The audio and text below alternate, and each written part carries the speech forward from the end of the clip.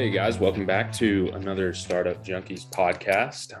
Be sure to like, subscribe, check in with us weekly as we post a new podcast every week. I am Davis McEntire. I'm podcast producer and co-host on our show today, and we have Caleb Talley, our other co-host. How you doing, Caleb?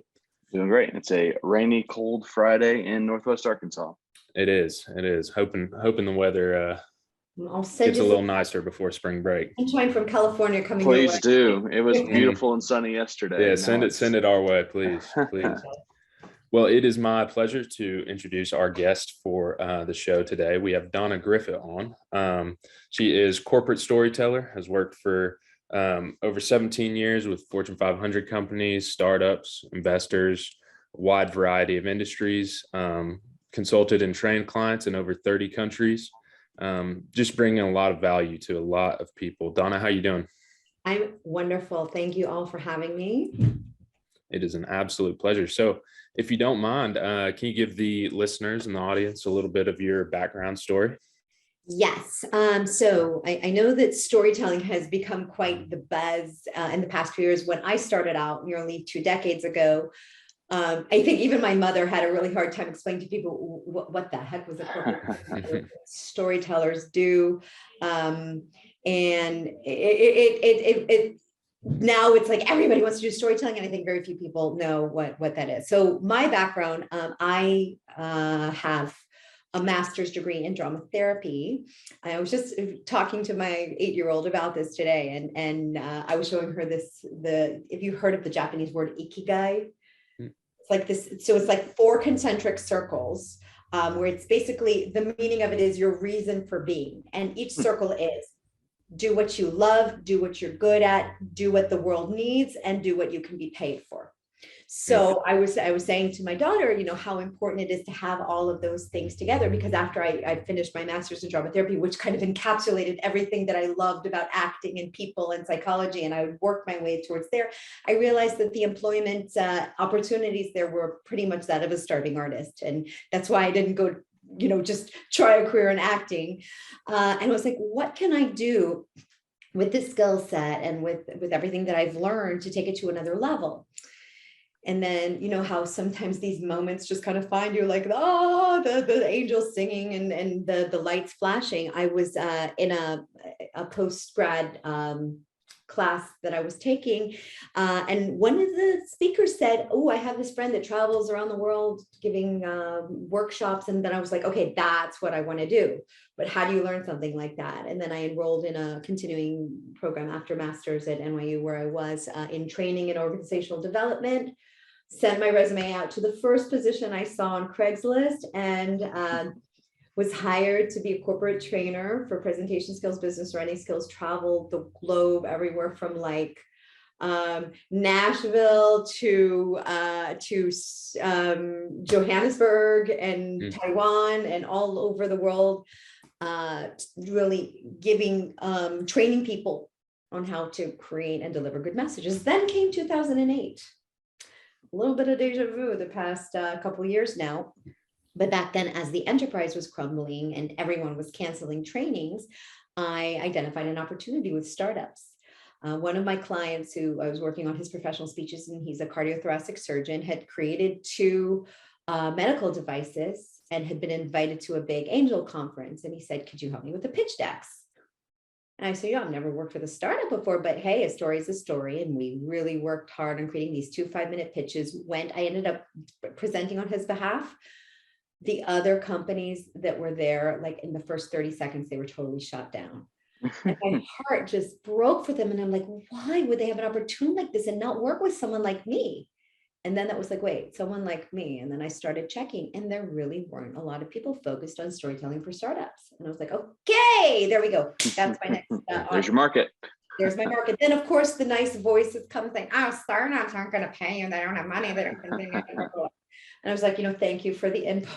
You have to, the little tip for listeners, don't listen to the voices, thank them, and just kind of do your thing. And I started off creating what I call the sponsorship as a service model, SPAS, and offering accelerators and pitch competitions work with their pitches for their cohorts and their batches.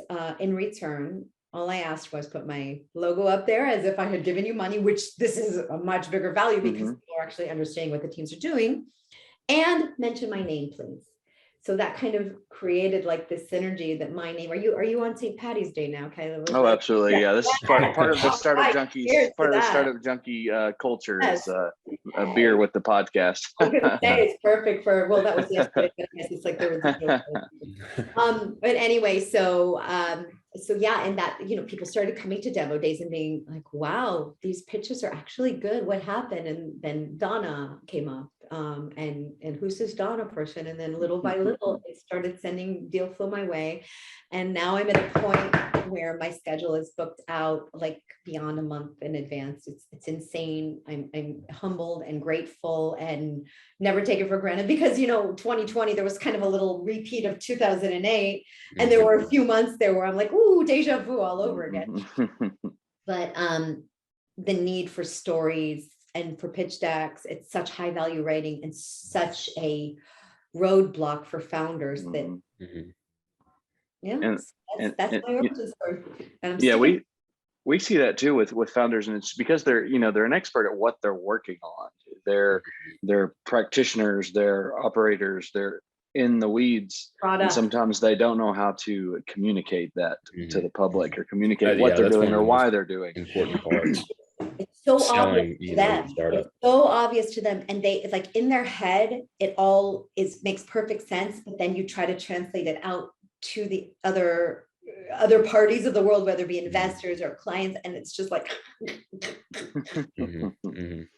So I'd be curious to hear you speak to, I guess, kind of the inside baseball there, having worked in a more corporate setting and then working with startups, just comparing and contrasting the cultures there within, these two very separate different organizations or concepts, business models. Speed and velocity with startups are like 100x more. I love the fact that I can sit in a 2-hour session and be in and out with a pitch deck done. We move fast. They appreciate the moving fast. Whereas in corporate, like I did at the website for a corporate investor a few years back, and I felt like every line I wrote had to go up through like 10 approvals, go back down the line. And by the time I would get the text, the copy I wrote back, it would be like completely stripped of any kind of character or personality. And I always was happy to come and give workshops and leave and not be caught up in the corporate culture. I've never been a corporate employee per se. And I hope I never have to be, because I just, the politics and everything. So startups are agile, startups move fast. To their detriment, I would say that sometimes it's like moving too fast and not stopping for a minute and getting processes in place and getting, you're growing at such a crazy speed that just like, it kind of gets away from you. But when it comes to messaging, I love the fact that it's fast and furious. And so what in working with clients, domestically and abroad, what would you say are some differences there? I mean, storytelling is storytelling, but are there different approaches to storytelling when you're working with someone from South Africa versus someone, in California? I mean, there are cultural nuances, but the beauty of storytelling is that it's super universal. I mean, this is human condition, not like a cultural thing. Human beings thrive on stories. We've been telling stories for tens of thousands of years now. It's our survival. Cave paintings came to be around the same time that we got the last hardware upgrade to our brain, the prefrontal cortex, which enabled us to be able to express ourselves visually. So even before language, we were telling these stories through paintings, and this has gone through years and years, and it passed down stories from generation to generation. And there's this very specific structure to a story. So when we say storytelling, it's not just, peppering it with stories, which is important. And I'll make that distinction in a minute. The whole problem, solution, plan, and future kind of roadmap of a story has been based in thousands of years of everything from Greek tragedies to Shakespeare, Molière, Chekhov, the Bible. It's really, and even movies made today, scripts made today, it's the same thing. And then people will be like, do you have anything more innovative than the problem solution story? And I'm like, your content is going to be the innovation, because the structure needs to be there, because that's how we take it in. So that's beautiful. That's universal. Now, in different investors, different places are going to be interested in various things. I mean, Silicon Valley investors to me are the top of the food chain in a sense. So it's like, if you're ready for them, which I'll get you ready for, you can take on anyone. But you have to be able to answer like really good questions in the stories, and sure. And then the second part of storytelling is giving, like you said, origin story. That's exactly what it is. So you ask me my origin story, I will ask the founder, so what is the origin story? Where did you come up with this idea? And if I can use that, I will, because it does several things. It credentials them, because it shows like their scope of experience. B, it shows the passion and the spark that they have and their true personal connection. And C, it illustrates something like you might not all come from a developer background, or from a cannabis background, or from a medical device background. But by telling that initial story, everybody's like, oh, I got it. That reminds me of, and that's what stories are. They connect. So just touching in terms of your process, is that kind of the first thing that y'all go over? You get the origin story, and then tell us what comes next. So first of all, they'll do prep work where I have a cheat sheet for them that guides them through, the flow of what I need. They get to organize their data, focus in, hone in. And then the first thing we'll do is, first of all, I'll ask, kind of go forward to jump backwards. I'll ask to see a tour of the product. I need to understand it and see how it works. And then I reverse engineer from there to see, okay, so what's the biggest pain that's being solved? How do we tell it? Do we tell it through the founder story? Do we tell it through a user story where there you had a client who was struggling for years? Do we tell it through, an industry pain? So there's a lot of different ways to spin the opening story, but it's first, I start with the product, understanding it, understanding the flow and how the audience uses it and the benefits of it. And then we'll touch on like the story. And then I'll say to them, okay, here's how I tell the story. And I'll just I have this machine in my brain that's backed by ML and deep learning and NLP, and I don't know what else goes on in there, but an AI. And in real time, I just come up with these storylines. And usually there'll be like a few different threads, and then they'll choose the one that resonates best with them, and we'll kind of go on that journey. Mm-hmm. So, and then we write the problem, and it could be the story, and then the bigger market story, that this is not just a one-pronged problem, then the solution, the demo, then the business cases to back it up. You might have mentioned numbers from your market and the big pain at the beginning, which is important. You need to motivate the pain. You need to show that it's a big, costly pain or opportunity.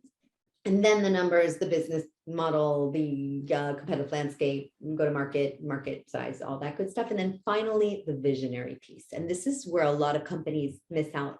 Like today, I was working with a company and they had limited themselves to something very specific within their solution. And we just popped it open and grew the magnitude 10x, that they're way more than what they were saying they were.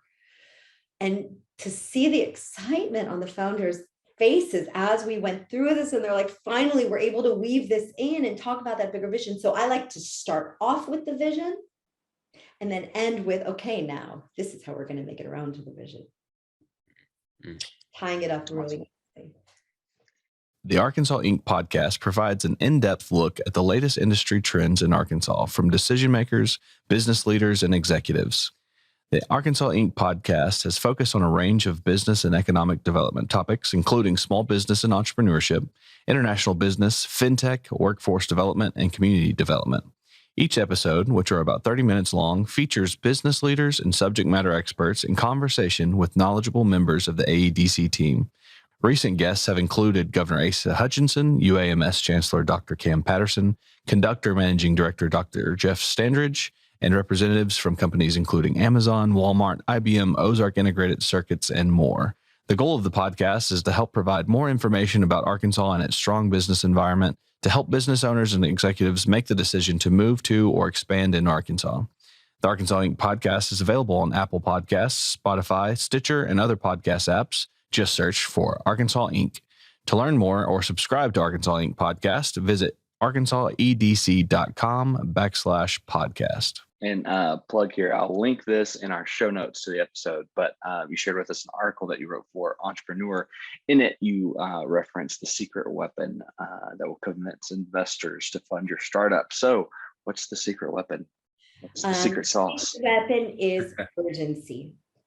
So we're in a time now where, I mean, there's a lot of capital floating around, even though there's going to be slowdowns. We're going to start to see it. And as one of the Silicon Valley partners that I meet with on occasion said to me last week, there is still a lot of cash there. So it's not that we're going to see a shutdown on investments. However, since things are uncertain now between the war and supply chain and, COVID still not being completely over, they're going to be a little bit more cautious. It's not like we're going to be seeing these massive rounds and massive valuations. So we might see valuations. And honestly, just as an aside, for what they said, that's not such a bad thing, because when you have such a big valuation, the expectation of your KPIs is going to be massive. And to raise that next round is going to be a real challenge unless you're able to rake in the big numbers. So it might be better to take a smaller round at a lower valuation, prove yourself, and then go to the next big round. Anyway, that's just as an aside and some insight from the Valley. So urgency, it's about showing why you are relevant now, why you are solving a problem that is needed now and nobody else is doing in the way that you can. So I usually try to look for 3 types of trends. The first one is usually something behavioral, either consumers changing their behavior, millennials and Gen Zs doing this or that, companies searching for data, whatever that trend might be, and bringing stats and quotes to back that up. The second one I usually look for somewhere around regulatory issues or legislations or things that are changing that are going to kind of force the market to comply and bring this in. So that's another good thing to look at. And then the third one, and this is the sneakiest yet most impactful, is the heat in the market. So we're seeing competitors getting big rounds, acquired, IPOing. Even if it's not direct competitors, it's other people in adjacent to us. And then what I would do is I would bring in the competitive landscape right after that and show, okay, so they've gotten big rounds. Now let's see how we measure up. So that's the urgency that we really want to create. What would you say was probably one of the biggest mistakes or some of the more common mistakes that some of the startups you're working with have or do as they're building out a pitch deck and preparing for that pitch to investors? Not motivating the problem enough and not using a story to motivate it. 2, over detailing the product and going into too granular a level of all of the features and, to the point of we're bored. Chunk it up, give the exciting wow moments. Not sharing the big achievements early on enough. So anyone round A and up should have what I call the brag slide. And that's your first slide that's got your big numbers, growth, sales, pipeline, partnerships, IP, anything that shows what you've achieved, funding to date. And yeah, those are really the big ones. And also visuals, I sometimes see these slides that just look so painful that my eyes start to bleed. And they think, well, we might as well put everything there so we don't miss anything. And they're smart enough to pick it out. Guess what? They may be smart enough, but they have very little time to be dealing with that. Or those slides that have all of their financials broken down in just a chart that's top to bottom, left to right. Now, you're going to need those things for due diligence, but don't put that as part of the deck. Have that in backup. Definitely. So you mentioned, just kind of how humbling it is to be in the position you're at now. What does winning look like for you 5 years from now, next year, 5 years from now, 10 years from now, that sort of thing? I would love to get to the point where, and this depends, I'm married to an entrepreneur, so hopefully we have an exit on that end. He's my worst customer. I love him to pieces. Working as a client is a nightmare. But I would love to get to the point where I can actually have either my own micro fund or be working with a leading VC to kind of field them the deals that I see. And then instead of just working on a fee base, work on, equity or however it works out, because some of these opportunities are so incredible. But, as a service provider, you can't wait 5, 8, 11 years for a liquidity event. But I would love to be able to kind of hop in at a much earlier stage and get in investors that I know in a much earlier stage. So that would be, to me, the ideal. And I hope to still be doing what I'm doing because I love it. It's just so much fun for me. Maybe doing less of it. It's exhausting. I love it, but it is like, oh my God, my brain at the end of the week is like, That's a good problem to have, right? I cannot complain. This is not a gripe in the slightest. It's just like, I sometimes, how like you'll take a sponge after you've cleaned like the kitchen or the dishes and you just wring it out and it just kind of sitting there kind of like, oh, poor, sorry little thing. That's what I think my brain feels like before the weekend. Yeah. That's a great analogy. Yeah, that's perfect. It's kind of how I'm feeling right now. Not that St. Patrick's Day didn't have anything to do with that as well. So I'd be also interested in hearing you speak to, your work with these folks and seeing both ends of the spectrum, especially during these past 2 years. And as we come out of this kind of COVID cloud, how investors are looking at approaching, you mentioned it beforehand, just, kind of these face-to-face versus like pieces they've taken from the pandemic, learnings you found during the pandemic, and how that's going to look moving forward. So there's a forum that I'm lucky enough to be a fly on the wall for that a couple times a year gets, has pitches for high tier Silicon Valley partners from venture firms. And I just sit there drinking it all in and writing ferociously. I've written 2 articles called Secrets from the Boardroom, what investors talk about after you leave. And now I have a 3rd installment, the post-COVID issue, and I was so curious. And I asked both groups that I had been with in the past couple of weeks, what has changed, what stayed the same. A lot of them were still taking meetings throughout COVID, like in their backyard or whatever. So the more old school ones were saying, I did not sign a single check without meeting the investors, without meeting the founders first. Others were saying, I was part of a corporate VC, and then I moved to a VC during these past 2 years, and I closed 4 acquisition deals and 7 investments, and only one of them did I meet face to face. So that was kind of the spectrum of it. So I think they all were in consensus that COVID has opened the borders, and Silicon Valley is not just a geography, it's a mindset. And it's that super kind of concentration of talent and drive. Now, it's not to say they weren't, saying Silicon Valley is dead. There is something magical about this place and the networking that happens, and it's not going anywhere. It's still here. And because it's also proximity to a lot of the tech companies, and most of them still are here, even though a lot have moved over to your neighbors, Texas there. Mm-hmm. Another thing they've said, so the boundaries of the search of the funnel have expanded. Another thing was they've discovered that first meetings can be done through Zoom. So if once upon a time Sand Hill Road would not meet with anyone that had offices any 10 miles out of their radius, today that's different. So you can take a first meeting. It's kind of broadened it and delivered and made it much more efficient. And I said to them, well, why not have just your analysts or someone handle those first screen rooms? And they're like, no, that's like the most important piece to us. And I was like, okay, So really the meeting someone for the first time, even if it's just virtual. So I think the virtual part has made it a lot more efficient. And we see that a lot with offices that are now, never going to go back to full time in the office, 50%, because productivity can be just as good without wasting time on the roads.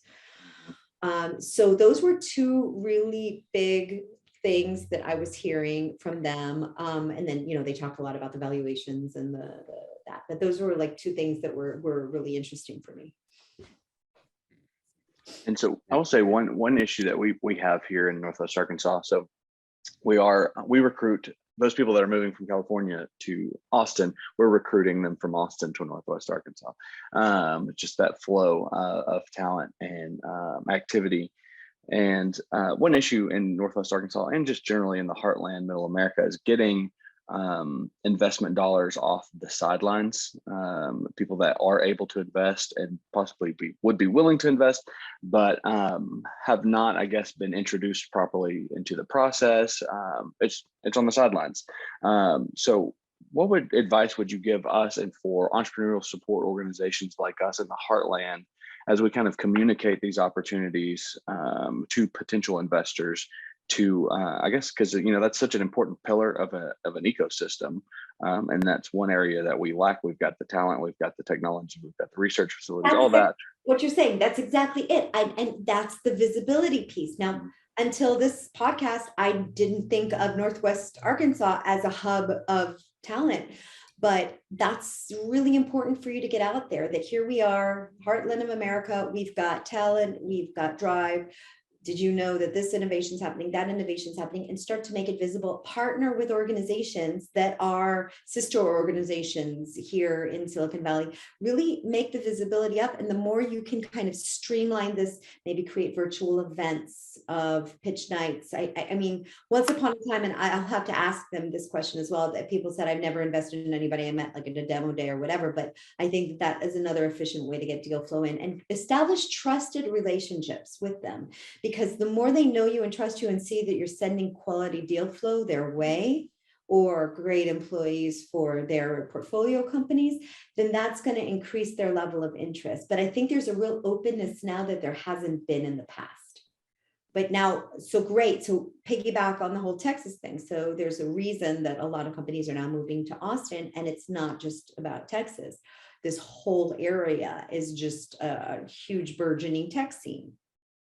Tell your story, tell the story of the heartland and make that like really known and out there, create a video, something. And one rub I have is people constantly say Northwest Arkansas is the next Austin. And I hate that. I love Austin, but I hate that communicating it that way, because I want to be the next Austin. I want Northwest Arkansas to be the first Northwest Arkansas. I want it to be its own thing and kind of build its own own story rather than borrow from someone else's. Next Austin, because it's people make sense of the world with comparisons and with metaphors, and that goes back to the storytelling piece. Because the minute you say something, it's going to remind them of another thing, and if you don't say, it's similar to the way Austin has become this tech empire thanks to A, B, C, and D, tech companies moving there, low taxes and a huge talent kind of, and they've become sort of a new Silicon Valley in the sense of the proximity. Northwestern Arkansas has A, B, C, and D, which has brought together a lot of this. And so you don't have to say we are the next Austin, but similar to what happened with Austin. And then I think it's easy for people to kind of palate that. Mm-hmm. No, that's a great way to communicate it. And being, I was born and raised in Austin. So being an Austinite and then coming up here it's kind of like a whole bunch of deja vu, with Northwest Arkansas having a lot of the same, culture and feel to what Austin was. I mean, when I was born, it's changed quite a bit. But yeah, I like how you communicate that. as in it's not the next, but it's similar in these ways. Yeah, it's a similar mindset, and it's like bringing that mindset of Silicon Valley to the different hubs that will open up. Now, another thing is, again, talking about trends and urgency, a lot of people had offshore teams in Russia and in Ukraine, and right now they're out there. Last week's IT manager is holding an RPG now.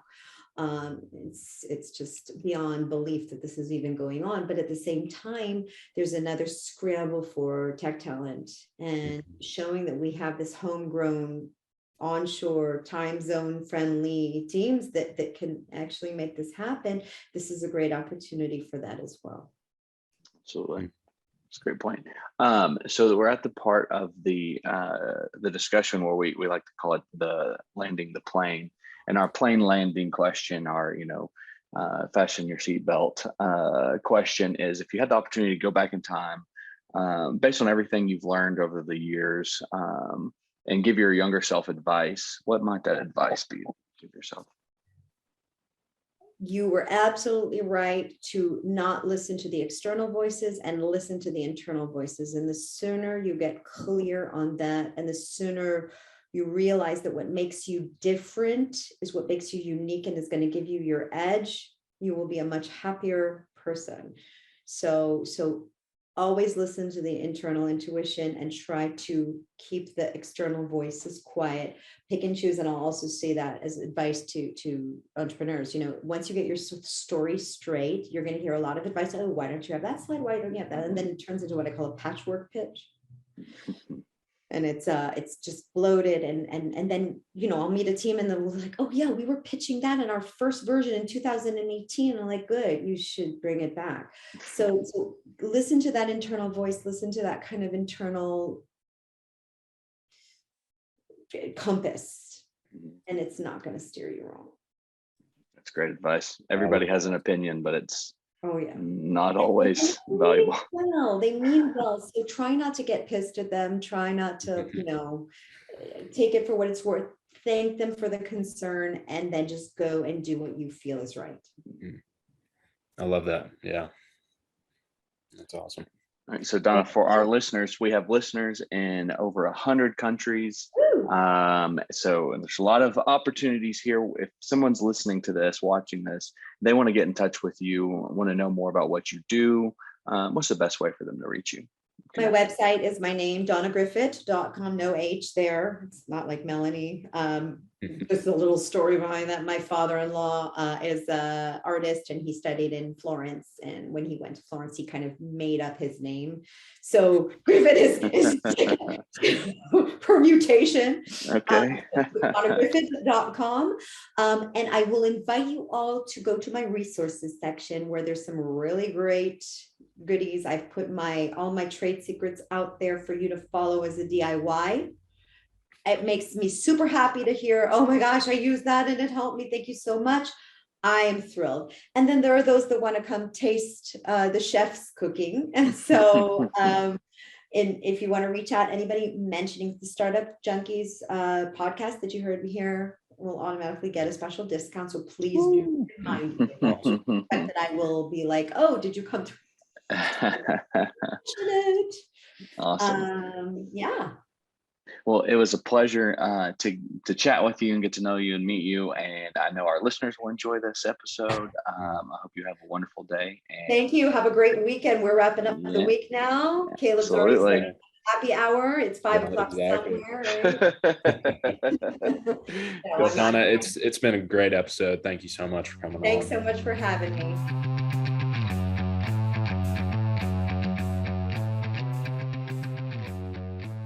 Ecosystem builders, entrepreneurs, chambers of commerce, mayors, if you're interested in taking your economic future into your own hands, we've got a book that can help you. Creating Startup Junkies, Building Sustainable Venture Ecosystems in Unexpected Places is the guide. It's a little bit inspiration. It's a little bit toolkit. What it will allow you to do is take your economic future into your own hands and build a sustainable small business, innovation, and entrepreneurial ecosystem in your backyard. If you'd like to hear more, check out creatingstartupjunkies.com.